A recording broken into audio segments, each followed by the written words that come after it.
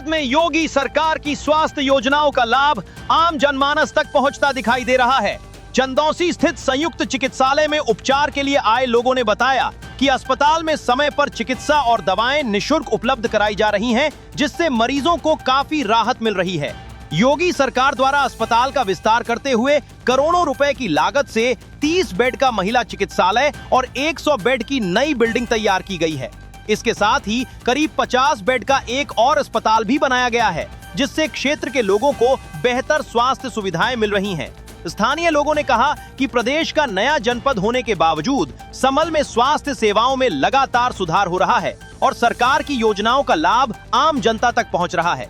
संभल से रिंकू सिंह चौहान की रिपोर्ट। यहाँ सरकारी अस्पताल में दवाई लेने आए हैं, क्या व्यवस्था है और कैसी सरकार की योजना है?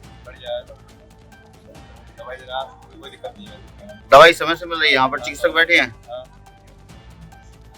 सरकार की तरफ से यहाँ पे और भी बड़े अस्पताल बन रहे हैं, तो क्या उनसे लोगों को फायदा मिलेगा?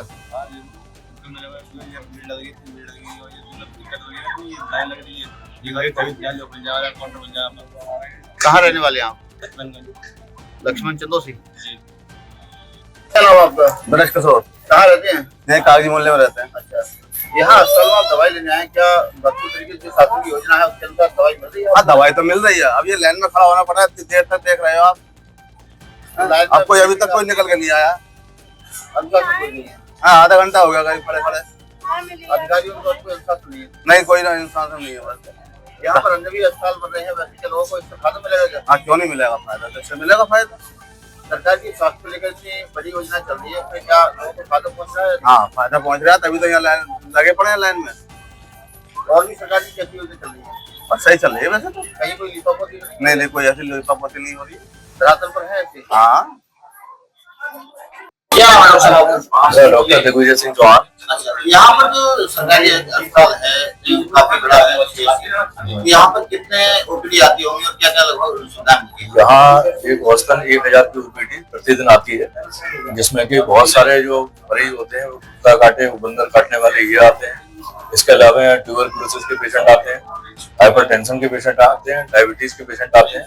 तो ये एनसीडी के थ्रू इनका इलाज किया जाता है। बाकी इसमें एक जो नवजात शिशु है उनकी बीमारी, उनके कुपोषण वाले बच्चे वो भी यहाँ आते हैं और उनका भी इलाज किया जाता है। यहाँ योगी सरकार में स्वास्थ्य सेवाओं को लेकर एक और ज्यादा सेवा देने के लिए काफी बड़ा अस्पताल बनाया जा रहा है। 100 बेड क्या क्या सुविधा है? इसमें सुपर स्पेशलिटी की सुविधाएं होंगी, उसमें विशेषज्ञ डॉक्टर बैठेंगे। उसमें जैसे किसी को हार्ट अटैक आ गया, किसी को ब्रेन हेमरेज हुआ या पैरालिसिस अटैक हो गया, तो उन सब चीजों की यहाँ केयर की जाएगी। ये भाजपा सरकार में अधिकतर लोगों को स्वास्थ्य सेवाओं पर अधिक ज्यादा जी, भाजपा सरकार में स्वास्थ्य सेवाओं में बहुत जोर है और सीएचसी को बहुत अपग्रेड कर दिया गया है। बहुत सारी सुविधाएं जो पहले नहीं मिलती थी वो अब मिल रही हैं। जैसे डायलिसिस पहले नहीं होती थी, तो वो डायलिसिस अब सीएचसी पे उपलब्ध है।